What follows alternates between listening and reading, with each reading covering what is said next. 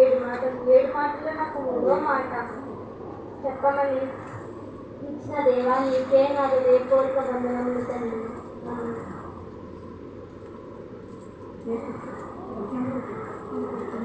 యోహాను సువార్త 19వ అధ్యాయం 26-27 వచనం.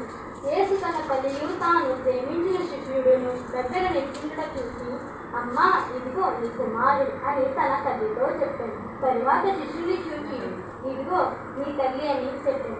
ఆ గడియ నుండి ఆ శిష్యుడు తల్లిని తన ఇంటికి చేర్చుకుని చిన్ని ప్రార్థన. మహోన్నతుడా నీకు వందనాలు తండ్రి. అల్పిరాని అయిన నన్ను నీవు నిలబెట్టుకున్నావు. నీవు సిలువలో పలికిన విలువైన మాటలు నాతో మాట్లాడించడానికి నాయన నీ సిలువ చాటును నన్ను మరుగుపరుచుకుని నేను నిలబడుతున్నాను తండ్రి. నిలవబడింది నేనే కాని తండ్రి, నాతో నీవు మాట్లాడుతున్నటువంటి వారి నామమున అడిగి వేడుకుని పొందుకుంటున్నాము తండ్రి. సిలువలో సాగింది యాత్ర, కరుణామయుని దయగల పాత్ర. సిలువలో సాగింది యాత్ర, కరుణామయుని దయగల పాత్ర. ఇది ఎవరి కోసమో? ఈ జగతి కోసమే, ఈ జనుల కోసమే, ఈ జగతి కోసమే, ఈ జనుల కోసమే. సిలువలో సాగింది యాత్ర, కరుణామయుని దయగల పాత్ర. మూడో మాటగా ఏమి ఉన్నదంటే అనురాగం. తల్లి కోసం విధేయత, జ్ఞానం నేర్చినట్లుగా ఉన్నది. అంటే మూడో మాట ఏమి కనబడుతున్నది? అనురాగం కనబడుతున్నది, విధేయత కనబడుతున్నది. అనురాగం అంటే తల్లి బిడ్డల బాంధవ్యాలలో ఉన్నటువంటి అనురాగంగా ఉన్నది. విధేయత అంటే విధేయత అంటే ఎవరికి? తండ్రికి. తండ్రి అయిన దేవునికి. అంటే యేసు ప్రభువారు దేవుని కుమారుడు కనుక విధేయత దేవుడికి. తల్లి ఈ లోక బంధం అయినప్పటికీ బాంధవ్యం పట్ల అనురాగం పట్ల చూపించడమైంది ఈ మూడో మాటలో ఉన్నది. నిర్గమాకాండము 20వ అధ్యాయము 12వ వచనం. నీ దేవుడైన యెహోవా నీకు అనుగ్రహించు దేశములలో నీవు దీర్ఘాయుష్మంతుడన్నట్లు నీ తల్లిదండ్రులను సన్మానించు అని ఉన్నది. 10 ఆజ్ఞల్లో ఒక ఆజ్ఞ అయినటువంటిది నీ తల్లిదండ్రులను సన్మానించమని. మాట మాదిరిగా ఎవరైతే చెబుతారో వారు దేవుని పట్ల, దేవుని ఆజ్ఞ పట్ల మనం గౌరవించేవారుగా ఉంటాం. యెషయా గ్రంథము 66-12వ వచనం. యెహోవా ఇలాగు సెలవిచ్చుచున్నాడు, ఆలకించుడి. నది వలె సమాధానమును ఆమె యొద్దకు పారజేసేదను. అంటే ఉదాహరణకు 3 విషయాలు కనబడుతున్నాయి: ప్రేమ, బాధ్యత, బంధుత్వం. అమ్మా అని పిలిచెను మన యేసువారు. సిలువపైకి ఎక్కినప్పుడు అది మహాసంగ్రహం. బంధుత్వాన్ని మర్చిపోలేదు. దేవుడి తర్వాత తల్లికి విలువ ఇచ్చారు. ప్రేమ కోసం ఎదిరించాలి అంటే కొన్ని గంటల్లో చనిపోతున్నారు. ఆయన తల్లి ప్రేమను మర్చిపోలేదు. సిలువలో పలికిన 3 మాటలు ఇతరుల కొరకు, ఇతరులకు చెప్పిన 3 మాటలు దేవుడి కొరకు.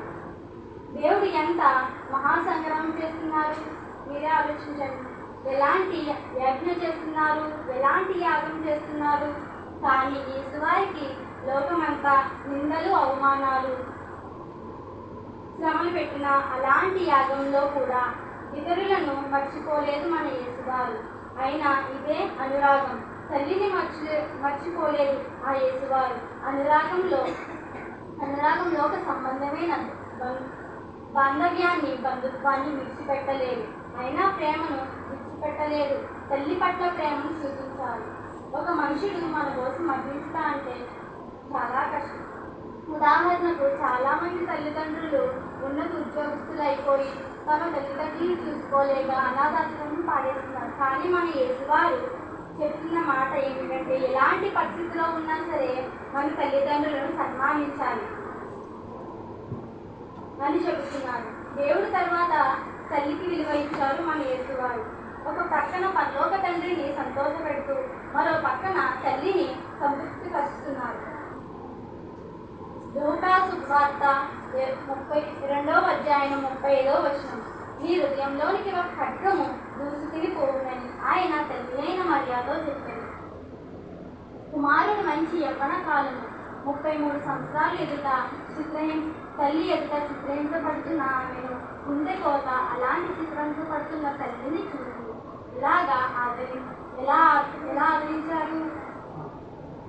ఆ తల్లి తన శిష్యుడు ఆత్మీయంగాను ఆరాటంగాను కనబడుతున్నాడు. ఎర్రటి ఎండలో మిట్ట మధ్యాహ్నం తన కుమారుడు భూమికి పైన ఆకాశముఖ్యంగా వేలాడుచున్నాడు.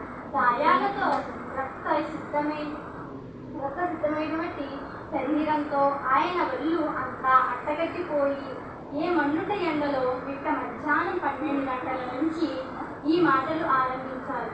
ఆయన మూడో మాటగా తల్లిని ఆదరిస్తున్నారు. అంటే ధర్మశాస్త్రం ప్రకారం మోసే 10 ఆజ్ఞలు అయినటువంటి ఒక ఆజ్ఞ దేవుడు ధర్మశాస్త్రంలో ఒక ఆజ్ఞ తల్లిదండ్రులను సన్మానించుము అని తల్లిని జ్ఞాపకం చేసుకుంటూ తన ప్రేమను వెళ్ళపరుస్తున్నారు. అందుకే తల్లి బాధ్యత శిష్యుడికి అప్పగించారు. ఎందుకు శిష్యుడికి అప్పగించారు? దేవుడు అప్పుడు మానవుడిగా ఉన్నాడు. సిలువలో మానవుడు అయిపోయాడు. మన యేసువారు పూర్తిగా మానవుడు, 100% మానవుడు, 100% దేవుడు. యజ్ఞంలో ఉన్నా సరే మానవుడు. అందుకే ధర్మశాస్త్రం ప్రకారం 10 ఆజ్ఞలో అయినటువంటి ఒక ఆజ్ఞ మన దేవుడు తప్పనిసరిగా పాటించారు, మాదిరిగా పాటించారు. కనుక గర్భంలో ఉన్నప్పుడు ప్రసవం అయినప్పుడు ఎవరూ చోటు ఇవ్వలేదు. పశువుల పాకలో పడినబెట్టింది మన యేసువారే. హేరోదు రాజు మగపిల్లలందరినీ చంపివేయమని ఆజ్ఞయించారు. ఎందుకు ఆజ్ఞయించారు అంటే యేసువారు ఎవరో తెలియదు, యేసువారు ఎలా ఉంటారో తెలియదు కాబట్టి మగపిల్లలందరినీ 2 సంవత్సరాల మగపిల్లలందరినీ చంపివేయమని ఆజ్ఞయించారు. అప్పుడు ఆ తల్లి యేసువారిని దూరంగా తీసుకుపోయింది. ఇందుగా నేను నిన్ను కన్నాను, ఇందుగా నేను నిన్ను పోషించాను, ఇలాంటి రోజు చూడడానికా అని ఆ తల్లి వేదన పడుతున్న తల్లిని చూసి ఓదార్చుకున్నాడు. మూడో మాటలో ప్రవచనం ఏమి ఉన్నది అంటే సిమియోను గారికి ఇచ్చిన ఈ ప్రవచనం మరియా గారికి పట్ల సిమియోను గారు మరియాకు ఒక ప్రవచనం చెప్పారు. అదేమిటి? ఈ హృదయంలోనికి ఒక ఖడ్గము దూసుకుని పోవులని ఆయన మరియాతో చెప్పాను. ఈయన ఎవరు? ప్రవచన నెరవేర్చడానికి వచ్చిన ప్రవచన కర్త పుత్రుడు, ప్రవచనము నెరవేర్చిన వారు. మొదటి పలికిన 3 మాటల్లో విధేయత కనబడుతున్నది.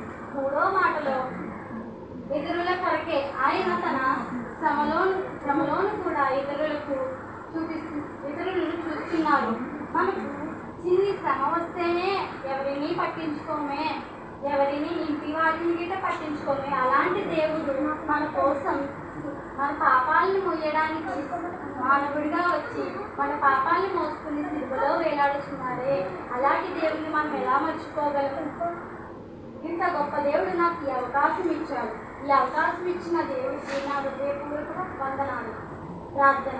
మహోన్నతుడా తండ్రి, నాయన నీవు నాకు మూడో మాట చెప్పడానికి అవకాశం ఇచ్చావు తండ్రి. ఈ సిలువ చాటున నన్ను మరుగుపరుచుకొని నీవే తండ్రి నాతో మాట్లాడించావు తండ్రి. నీవు సిలువలో పలికిన 7 మాటల్లో మూడో మాట నాకు చెప్పడానికి చెప్పించుకున్నావు తండ్రి. ఎస్యా నీకే వందనాలు, నా హృదయపూర్వక వందనాలు తండ్రి. ఆమేన్.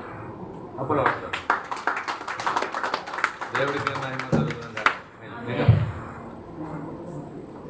చక్కగా మాట్లాడు, చాలా బాగా మాట్లాడుతున్న ఒక ఆశ, నేను దేవుల్లో వాడబడాలని ఆమె ఆశ.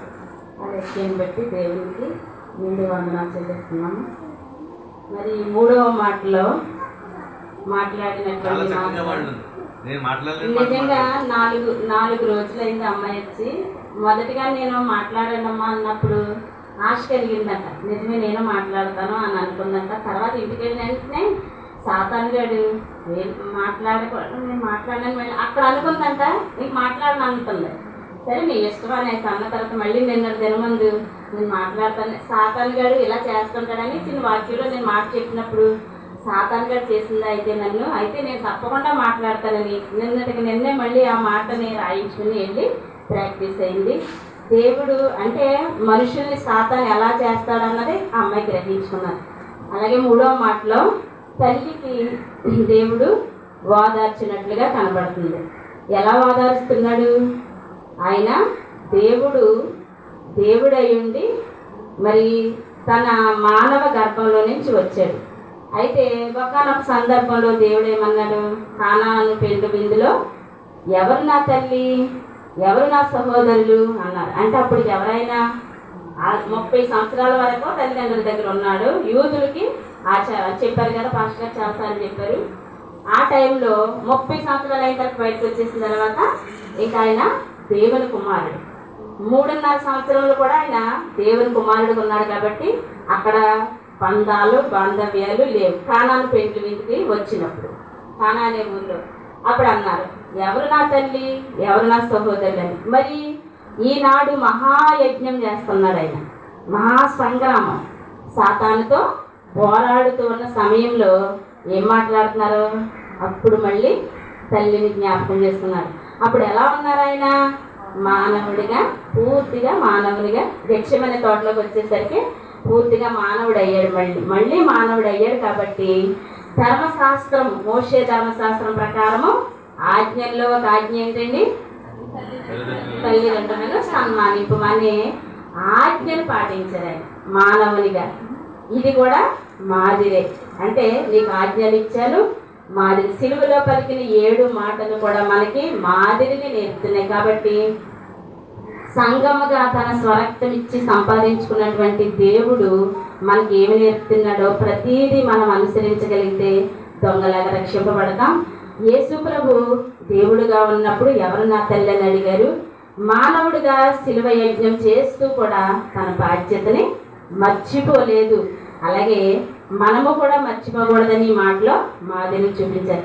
తనని హత్తుకుని ఉన్నటువంటి యోహాను గారు, ప్రకటన గ్రంథం రాసినటువంటి శిష్యుల్లో ఒకటైనటువంటి యోహాను గారు తల్లి ఇంకా రక్షింపబడ్డారు కదా, పాపాత్మురాలైన స్త్రీ ఒకరు, రక్తస్రావ రోగం కలిగిన స్త్రీ ఒకరు సిలువని వెంబడిస్తూనే ఉన్నారు.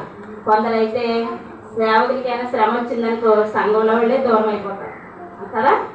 అలా అంటే నేను మాదిరిగా చెప్తున్నానంటే అలా కాకుండా శ్రమ వచ్చినా సరే నిజమైన రక్షకుని చూశారు కాబట్టి వాళ్ళు వెంబడిస్తూ వచ్చారు. కాబట్టి యోహాను గారిని తల్లి అంటే యోహాను గారు నడుస్తున్న తల్లిని ఆవిడ వేదన పడిపోతుంది. ఇందుక చెప్పింది కదా అమ్మాయి, నేను ఎన్ని మార్లు నిన్ను రక్షించుకున్నాను ఇందుక. అసలు విషయం ఆవిడకి తెలియదు. రక్షకుడు పుడతాడు, రక్షణ వస్తుందని తెలుసు, కన్యక గర్భాన్ని పుడతారని తెలుసు ఒకప్పుడు. కానీ రక్షకుడికి ఎంత శ్రమ వస్తుందని, ఎంత వేదనకరమైన స్థితిని తన కన్నులారా చూస్తానని పాపం ఆవిడకి అంటే మానవురాలు కాబట్టి తెలియదు. ఈయనెవరు? ప్రవచనాన్ని నెరవేర్చడానికి వచ్చి 3వ మాటలో ఖచ్చితంగా ప్రవచనాన్ని సిమియోను భక్తుడు రక్షకుడిని చూసిన వెంటనే దోషుల్లో పెట్టిన వెంటనే రక్షకుడు ఎలా పుట్టాడు, చూసిన వెంటనే మరియకి చెప్తున్నాడు, నీకు హృదయంలోనికి ఒక ఖడ్గము దూచుకొని వెళ్ళుతుంది అని. అప్పుడు ఆవిడకి అర్థమనేది ఖడ్గం పెట్టి దూసుకుని వెళ్తామండి. అప్పుడు గుర్తొచ్చింది ఆ ప్రవచనం ఆవిడకి. అయ్యా ఎంత వేదన, గుండెల్లో నన్ను గుచ్చివేయడానిక. యవనస్తుడే, మరి 1000 మందిలో ఆయన సొగసైన వాడు. అలాంటి వానికి స్వరూపాన్ని లేకుండా అన్ని చేస్తున్నప్పుడు ఆవిడ వేదన చెందింది. దేవుడైతే సాతానుతో యుద్ధం చేస్తున్నాడు. సిలువని దిగిపోమని సాతాను ఎంతో ఓడించాలని చూస్తుంది. అలాంటి లోకాన్ని ఏం చూపిస్తుందంటే లోకానికి దేవుడు తల్లి పట్ల మన ఆజ్ఞని మీరకూడదు. 10 ఆజ్ఞల్లో ఒక ఆజ్ఞ. 3 మాటలు చెప్పింది అమ్మాయి. 3 మాటలు ఏం మాటలు? ప్రేమ, బంధుత్వము, బాధ్యత. 3 ఆటల్లో కూడా మనం ఏం కలిగి ఉండాలి? ప్రేమ కలిగి ఉండాలి, బాధ్యత కలిగి ఉండాలి, బంధుత్వం. ఈరోజు బంధుత్వాలు ఉంటున్నాయా? పక్కడితో మాట్లాడు, తమ్ముడితోనే మాట్లాడు, ఏంటండి అది చెప్పండి.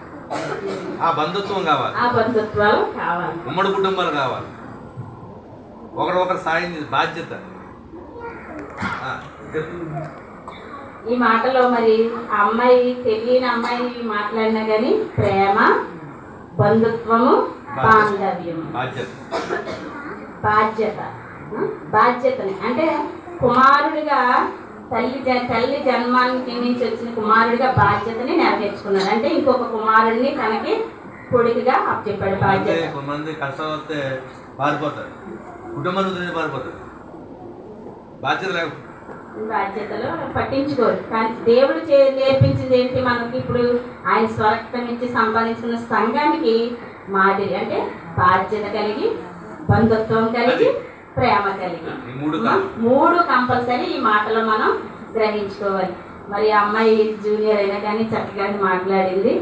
3 మాటలు, విలువైన మాటలు, 3 మాటలు కూడా దేవుడు, మొదటి 3 మాటలు కూడా ఇతరుల కొరకు విజ్ఞాపనతో కూడిన ప్రార్థన చేశాడు దేవుడు. అక్కడ ఉన్నవాడు అందరు ఆయన పొడిచిన వారి కొరకు ఫస్ట్ మొదటి మాటలు ఏంటి? క్షమించాడు ఆయన క్షమించకపోతే మనకి క్షమాపణ లేదు. మొదటి ఒక మాట. రెండవ మాట రక్షించుకున్నాడు ఆయన, అంటే దొంగ వైపు చూస్తున్నాడు, దొంగ నన్ను తేరి చూశాడని చూశాడు, విజ్ఞాపన చేసి రక్షించు. అలాగే మూడవ మాట ఆదరించాడు. చాలా చక్కగా మాట్లాడింది, చాలా బాగా మాట్లాడింది, సూపర్.